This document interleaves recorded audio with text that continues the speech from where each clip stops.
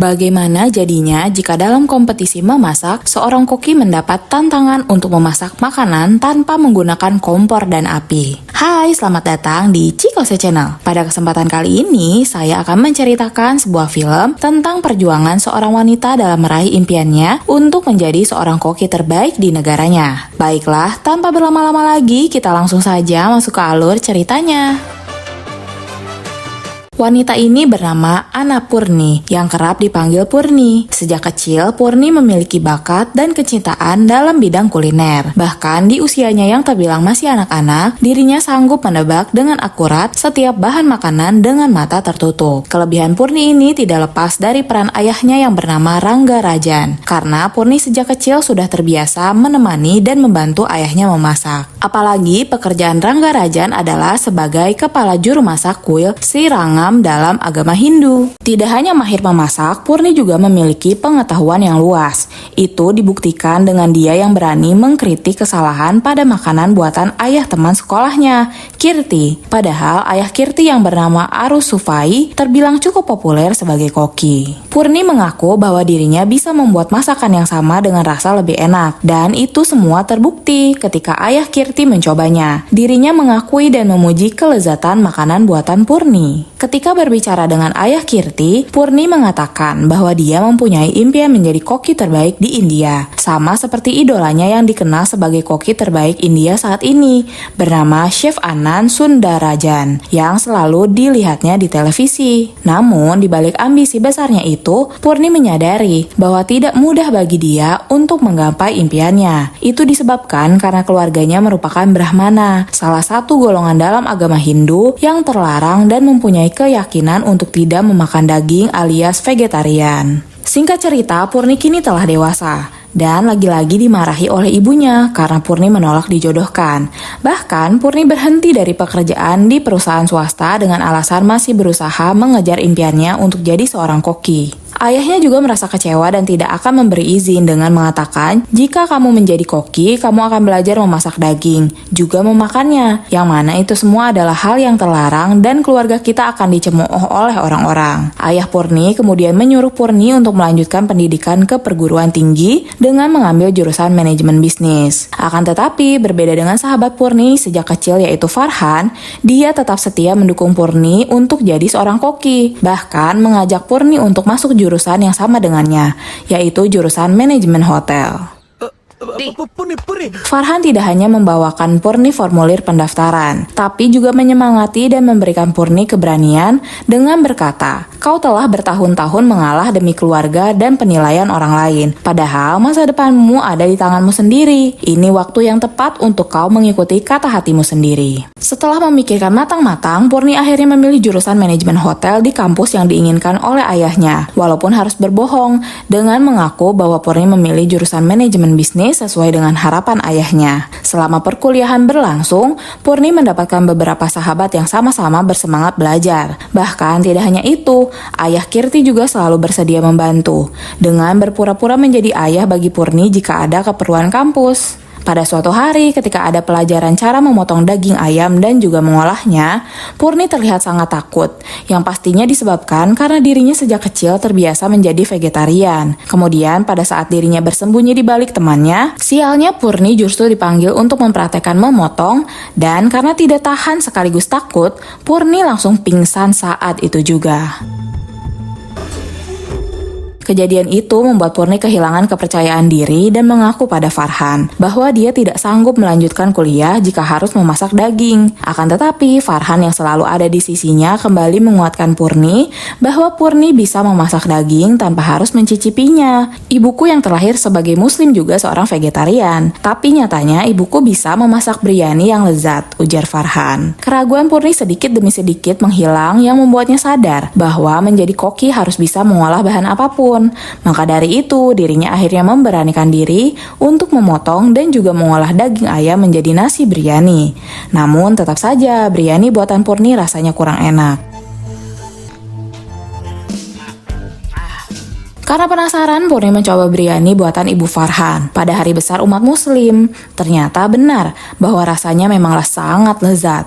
Dan hingga saat ini hidangan biryani adalah satu-satunya masakan Purni yang dibilang kurang enak. Tanpa terasa beberapa bulan telah berlalu tanpa adanya hambatan atau rintangan yang berarti. Akan tetapi masalah kemudian muncul. Itu karena ayah Purni tiba-tiba datang ke kampus. Saat itu Purni dibuat panik hingga dirinya langsung mengganti seragam dan kemudian berlari menuju gedung jurusan manajemen bisnis dengan tujuan untuk berpura-pura menjadi mahasiswa di sana agar kebohongannya tidak terbongkar. Rupanya ayah Purni hanya datang untuk memberikan kunci rumah karena dirinya akan mengunjungi kerabatnya yang sakit. Ayah Purni kemudian pergi dan Purni bergegas kembali ke kelasnya lagi. Akan tetapi saat Purni sedang praktek memasak daging ayam dan juga memakannya, masalah besar ternyata benar-benar muncul. Itu karena ayahnya tiba-tiba kembali dan memergoki Purni saat sedang makan daging. Ayah Purni langsung diadili oleh komunitas Brahmana karena putrinya dianggap telah melecehkan agama dan mencoreng kepercayaan Brahmana. Bahkan Rangga Rajan yang sudah 20 tahun mengabdi langsung dipecat dari posisinya yang sebagai juru masak kuil.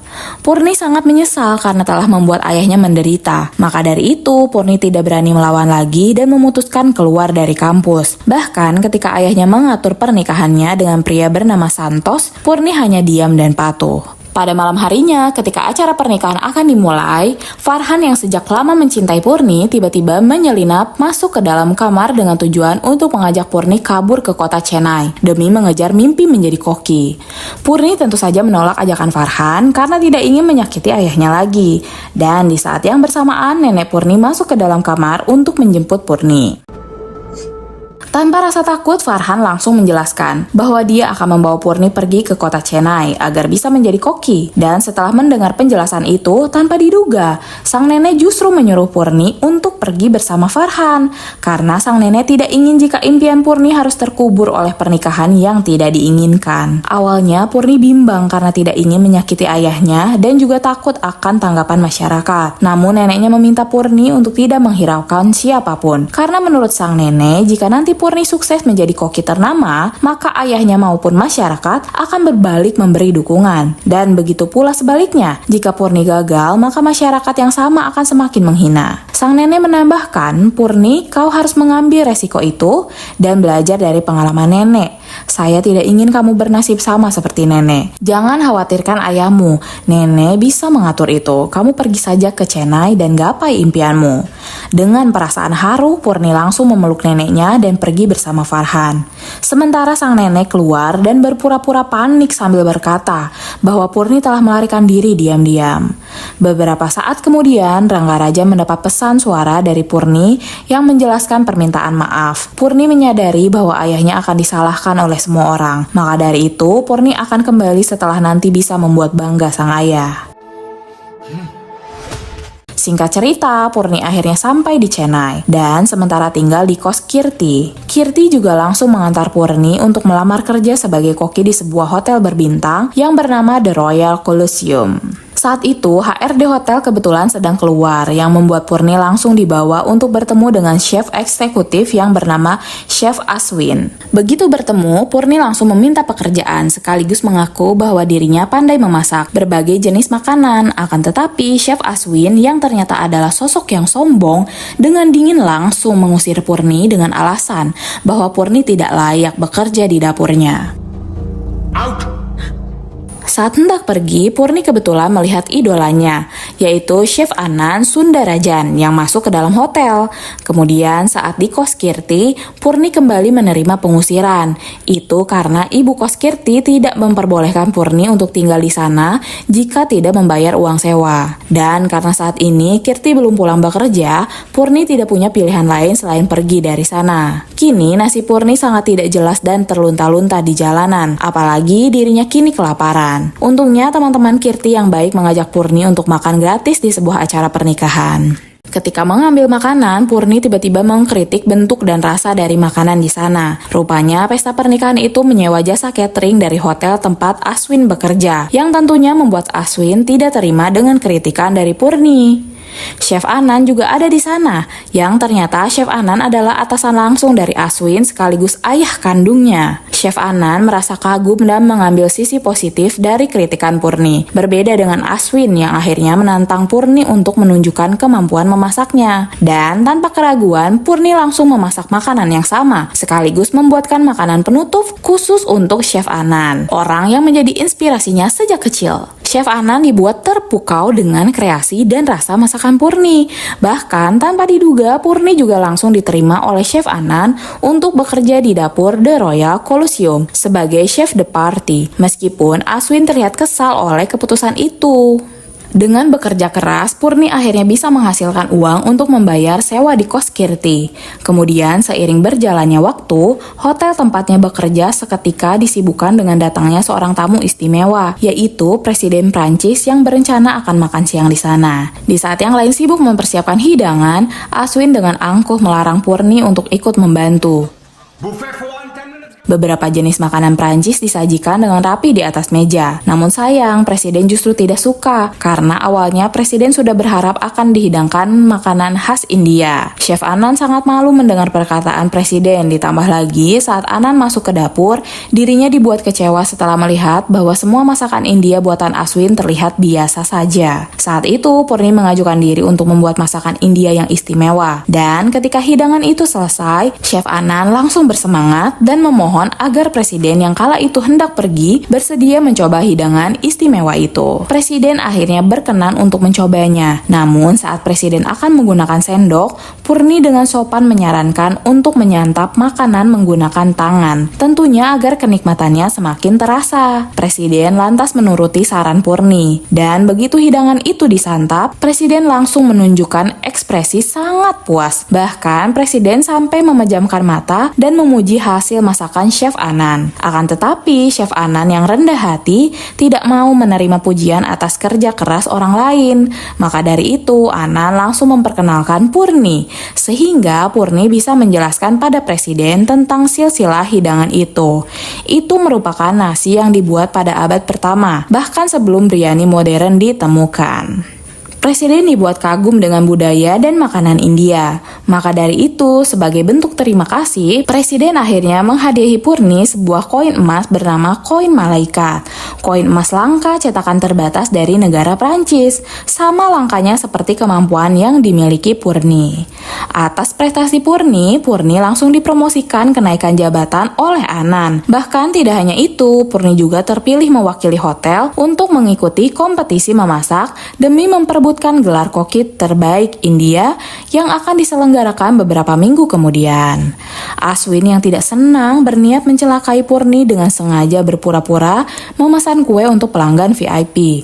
Tentu saja Purni tidak curiga saat itu. Dan begitu Purni selesai membuat dan kemudian memanggangnya di dalam oven, oven itu tiba-tiba saja terbakar dan meledak yang membuat Purni terluka parah hingga dilarikan ke rumah sakit.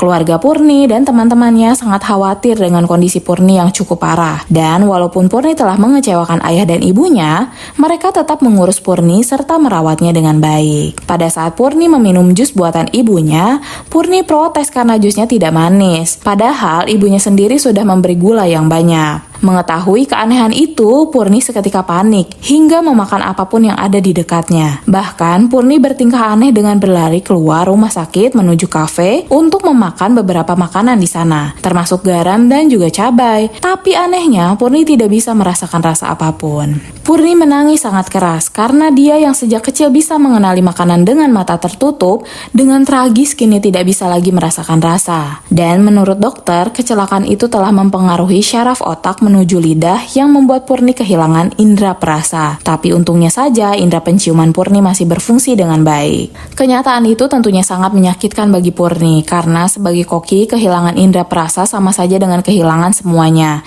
Mimpi Purni untuk bisa menjadi koki terbaik India telah hancur seketika. Purni meluapkan kemarahan pada ayahnya dengan berkata, "Ayah, kau pasti bahagia karena putrimu telah gagal. Kemauanmu dan pernikahan yang ayah harapkan pasti akan terwujud. Jadi segeralah bawa aku untuk pulang ke rumah." Di luar dugaan, begitu keluar dari rumah sakit, ayah Purni ternyata tidak membawa Purni untuk pulang ke rumah, melainkan dibawa untuk menemui Chef Anan. Ayah Purni menceritakan tentang kondisi Purni sekarang. Bahkan ayah Purni mengatakan bahwa sejak kecil Chef Anan adalah orang yang menginspirasi Purni untuk menjadi koki terbaik. Pada hari ini, jika aku membawanya pulang, maka pilihan dan kesalahan yang dia lakukan akan menjadi noda hitam sampai mati. Penghinaan yang saya terima akan kutanggung sepenuhnya. Bahkan jika aku tidak menyukai apa yang dia pilih, dia tidak boleh menyerah dan harus menang. Maka dari itu, kau harus membantunya sampai sukses.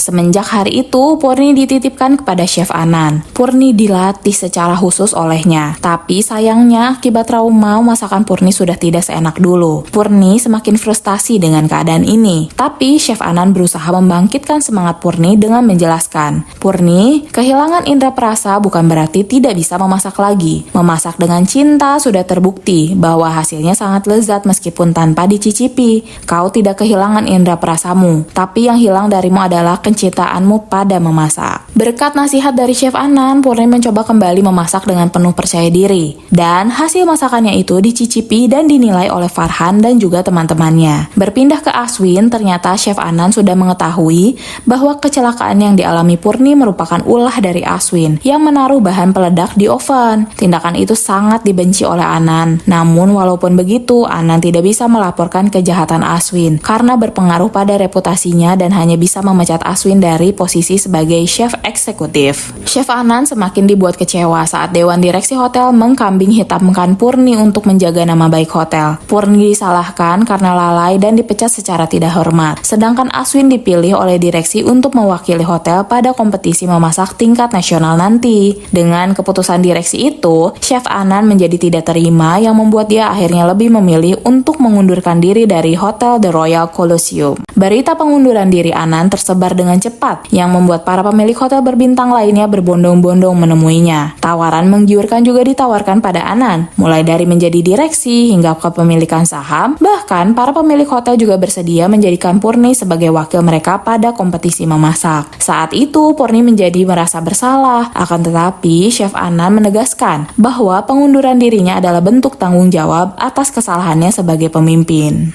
Kompetisi memasak EBC akhirnya dimulai. Acara bergengsi itu tentunya disiarkan dan ditonton oleh masyarakat dari segala penjuru India. Pemenang kompetisi nanti tidak hanya dinobatkan sebagai koki terbaik India, tapi juga akan dipekerjakan sebagai chef eksekutif di Hotel Bintang 7 di salah satu hotel termewah di Arab. Kompetisi ini diikuti oleh 16 kontestan, termasuk Aswin dan juga Purni.